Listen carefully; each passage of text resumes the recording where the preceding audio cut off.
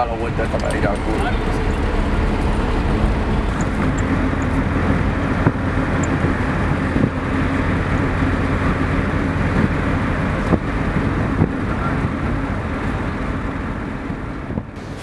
Este es mi esposo. Nos conocimos en el Prado, siempre en la etapa mía, los jóvenes, los domingos, paseábamos Prado arriba, Prado abajo. Claro, éramos distintos porque yo prácticamente era un estudiante y él era un hombre joven, pero trabajador de los muelles.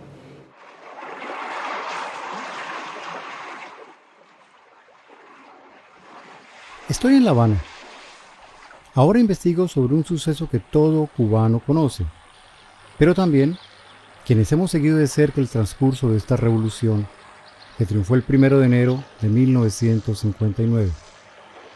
Hasta el momento, todos los tratados sobre la historia del proceso revolucionario se refieren a este acontecimiento en pocas frases. No se profundiza. No se le ha dado la importancia que, creemos, le corresponde. Porque no solo tuvo graves consecuencias para Cuba, sino que involucró a otras naciones. Ocurrió el 4 de marzo de 1960. Su historia tiene estos antecedentes.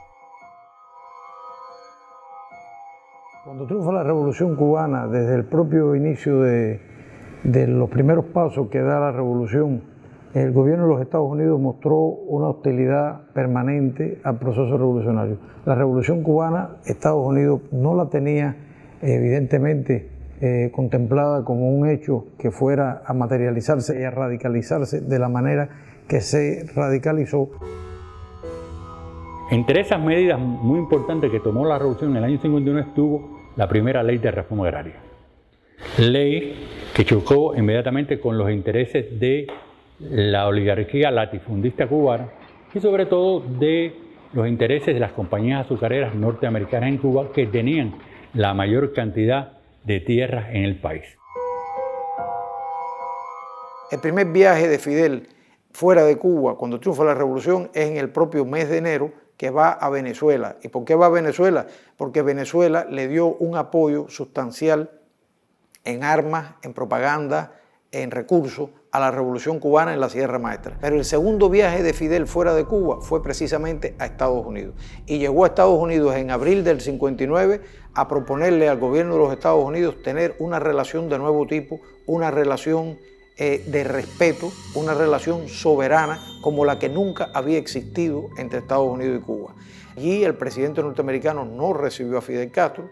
A última hora, Richard Nixon, vicepresidente, recibe a Fidel casi el último día de la visita.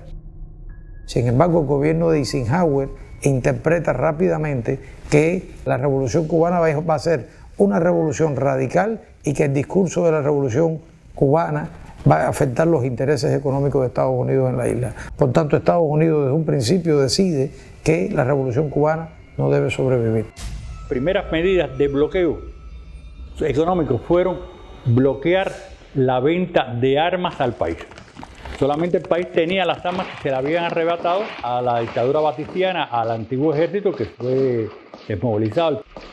Estados Unidos, que le daba armas, le vendía armas al gobierno de Batista a trasmano a través de la base naval de Guantánamo, se negó y obstaculizó por todas las vías que el gobierno revolucionario cubano adquiriera armas en todos los países con los que el gobierno revolucionario cubano tenía convenio.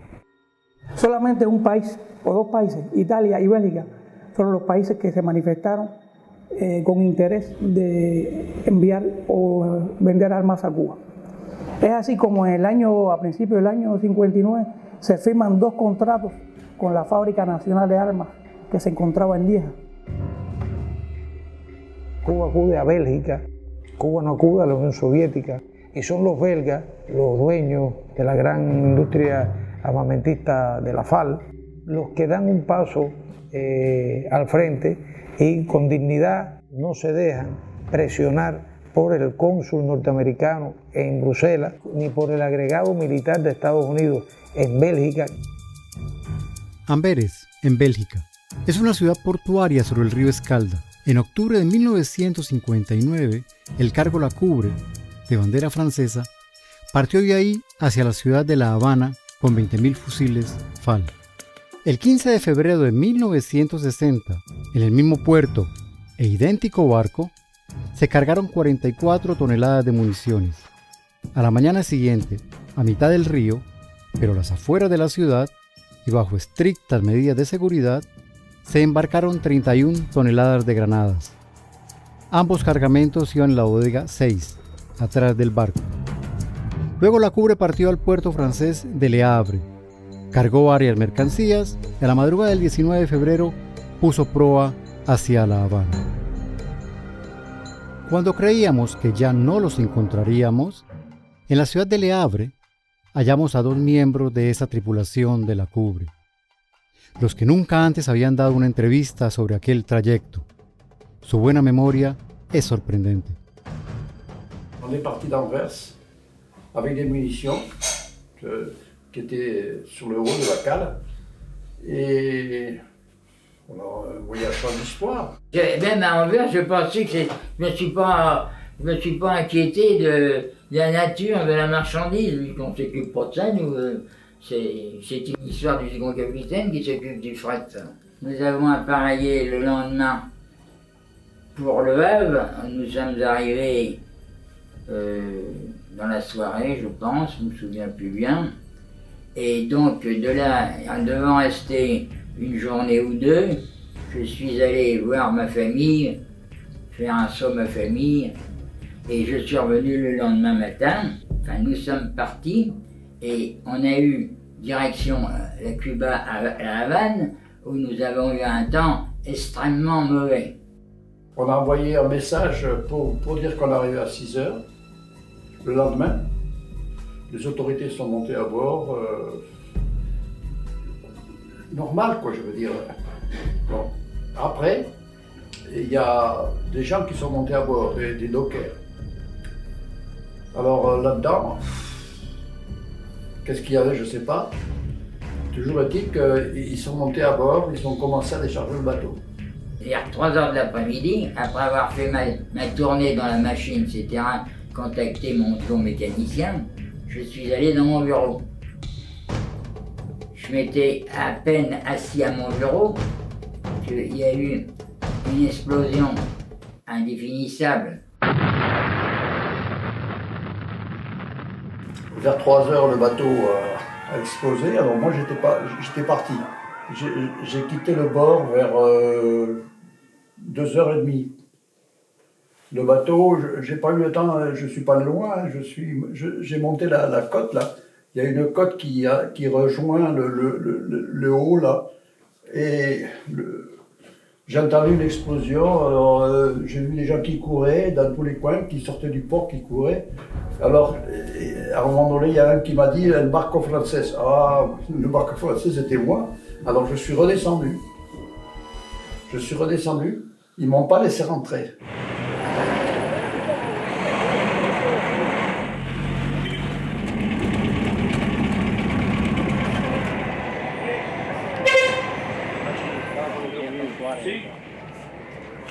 El 4 de marzo del 1960, Fidel estaba reunido en el piso 18 con Raúl, con Guillermo García y otros compañeros, cuando sentimos una explosión que estremeció todo el edificio.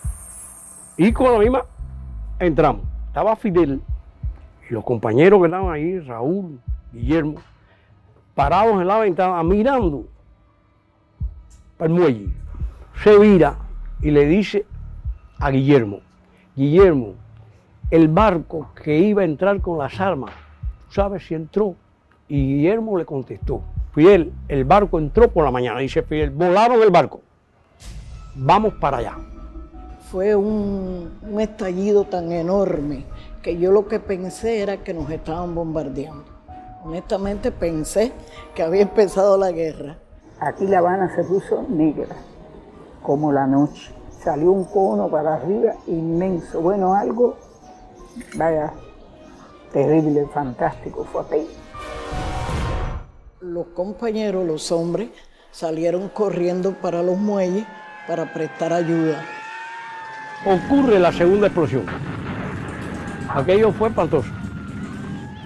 Alrededor nuestro caían pedazos del barco de hierro de distintos tamaños. Te recuerdo que la segunda explosión fue la más letal. Ya había llegado más gente, habían llegado compañeros de la policía, de los bomberos, de la Cruz Roja, que van a aportar numerosas víctimas. Vi muchas cosas muy duras, piernas, brazos, cabeza, bueno, todo lo que fue la destrucción de la Cuba. Il y avait des cadavres qui flottaient dans la cale arrière parce qu'elle était envahie d'eau. Et puis bien entendu, il y avait des parties, il y a des photos d'ailleurs, des parties vraiment terribles à voir, des lambeaux de chair, tout ça. Les gens chargeaient de ça, avaient pris des seaux. Más de 100 personas perdieron la vida, nunca fueron encontradas. También hubo unos 200 heridos. La parte trasera del carguero fue totalmente destruida, así como los hangares y edificaciones aledañas. La fuerza destructora producida por las granadas que estaban en el barco se puede imaginar al ver los pedazos que componen este monumento. ¿Cómo habrá sido de fuerte la explosión que fue capaz de doblar esta lámina de hierro?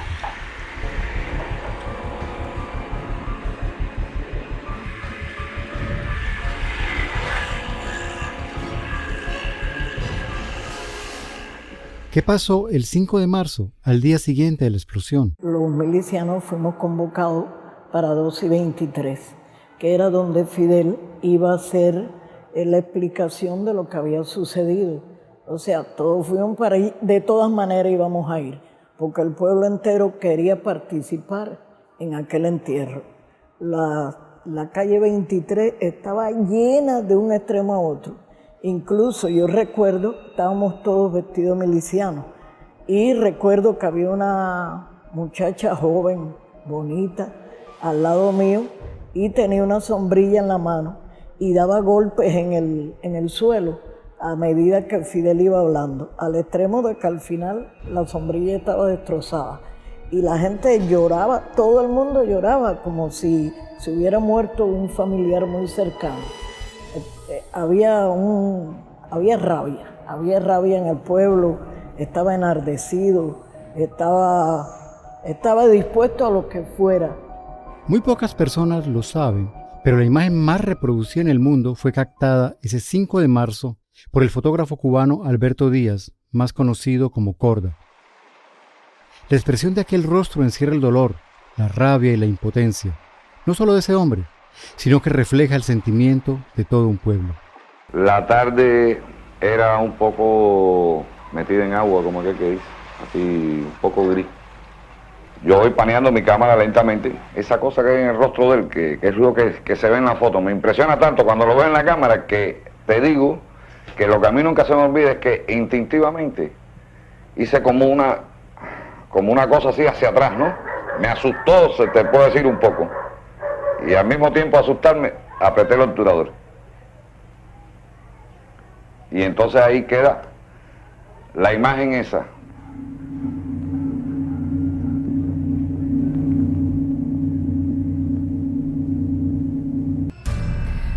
La opinión que emite inmediatamente el gobierno de Bélgica a través de su embajador fue muy positiva. Si ustedes me lo permiten, podría darle lectura del informe. La emoción que se despertó en La Habana se mezcló enseguida con resentimiento. Todo el mundo, de hecho, está convencido de que la doble explosión es el resultado de una maniobra de sabotaje. Es la opinión tanto del hombre en la calle como de los testigos inmediatos. La CIA savait qu'il y avait des armes, ça c'est sûr. La CIA, elle avait des murailles partout. Elle savait qu'il y avait des armes, mais c'est tout. Bon, mais peut-être que la CIA a fait sauter le bateau. Simplemente había la total convicción de que sí había sido un sabotaje y era obra de la CIA. Aquel 5 de marzo, Fidel Castro prácticamente imputó al gobierno estadounidense la voladura del cargo La Cubre. Pero ¿era tan evidente su responsabilidad? No hemos encontrado, todo lo que hemos buscado, documentos desclasificados de Estados Unidos que avalen su participación directa. Pero hay una serie de indicios, tanto documentados como de las acciones que ya comenzaban a hacer Estados Unidos contra Cuba, que demuestran que ese país preparaba esa acción.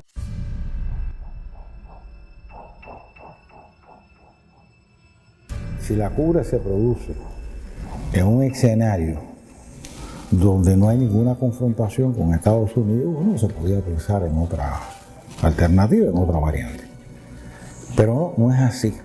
Es decir, se produce exactamente cuando va a comenzar a escalar la guerra subversiva contra Cuba. Fíjense, si es así, que se está preparando, que el 16 de marzo de 1960 es el primer plan de gobierno encubierto contra Cuba, que lo elabora la CIA, y que el día 17 de marzo lo aprueba Eisenhower. Y en cuanto a la posible implicación del gobierno norteamericano en el sabotaje, decía: no se puede negar que esta responsabilidad no queda completamente descartada, en la medida que los Estados Unidos toleran en su territorio las actividades de ciertos cómplices de la antigua dictadura.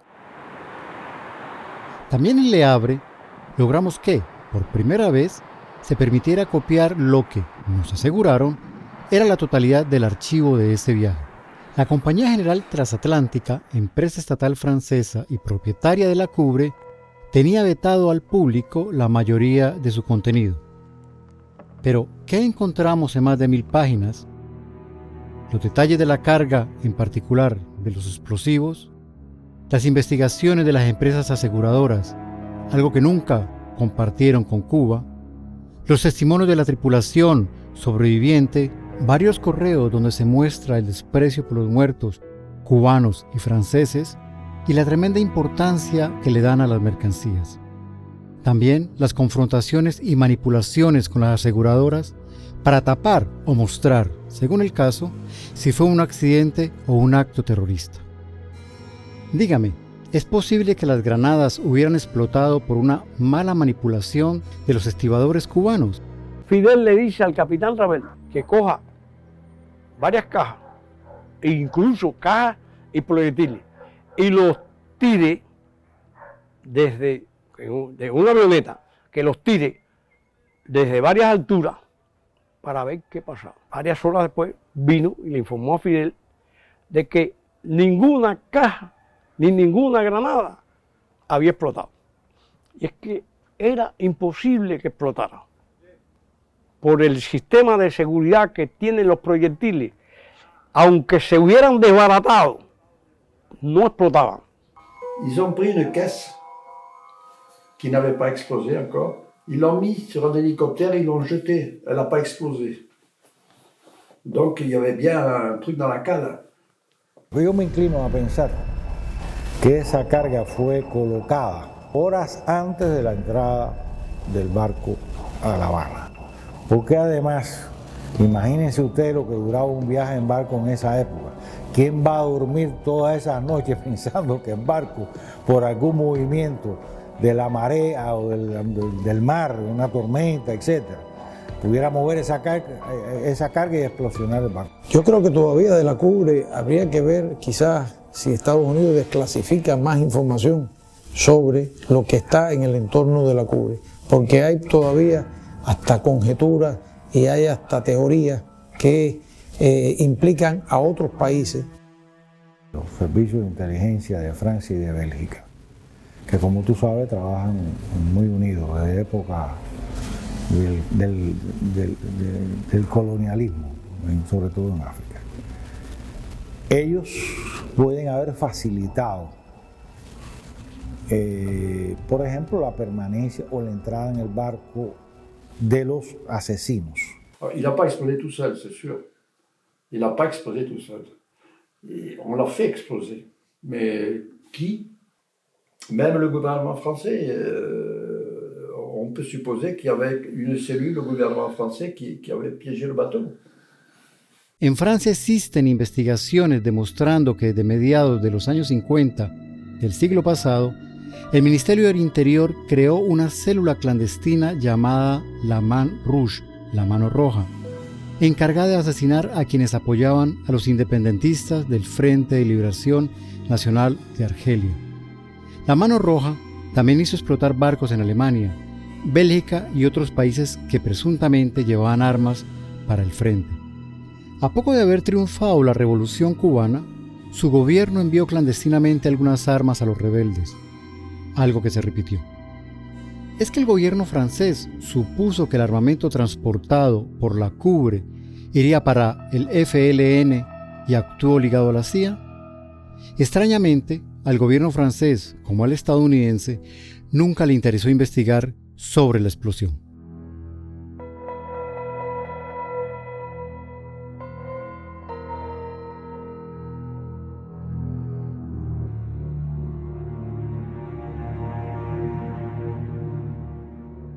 Cuando llego al hospital de emergencia, que fue donde él arribó, porque él se salva, pero en vida muerto, porque lo destruyeron por completo.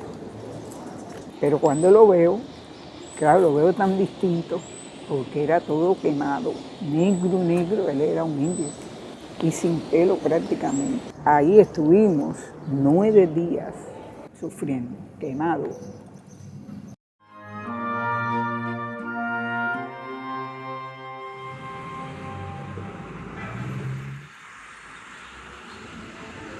En agosto de 1993, Monique Mugat llega a Cuba para buscar la tumba donde debían estar los restos de su hermano Alain.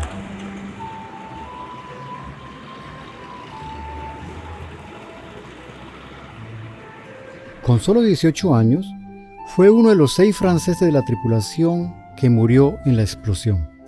El gobierno cubano les había hecho un solemne entierro en el mausoleo de la comunidad francesa del cementerio Colón, en aquel marzo de 1960. Monique derramó muchas lágrimas al ver que no existía una placa que lo recordara. Antes de esto, solo se le recordaba en la placa construida por el gobierno de Cuba en el muelle La Cubre, junto al de los muertos cubanos. Ella debió batirse durante 2 años para obtener del gobierno francés 2 placas. Una para el mausoleo, donde con dificultad se distinguen sus nombres.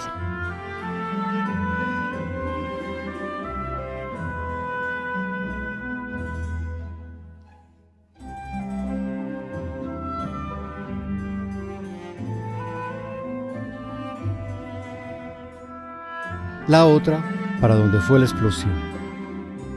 En Francia no existe nada público que lo recuerde, tampoco se sabe de la Cuba.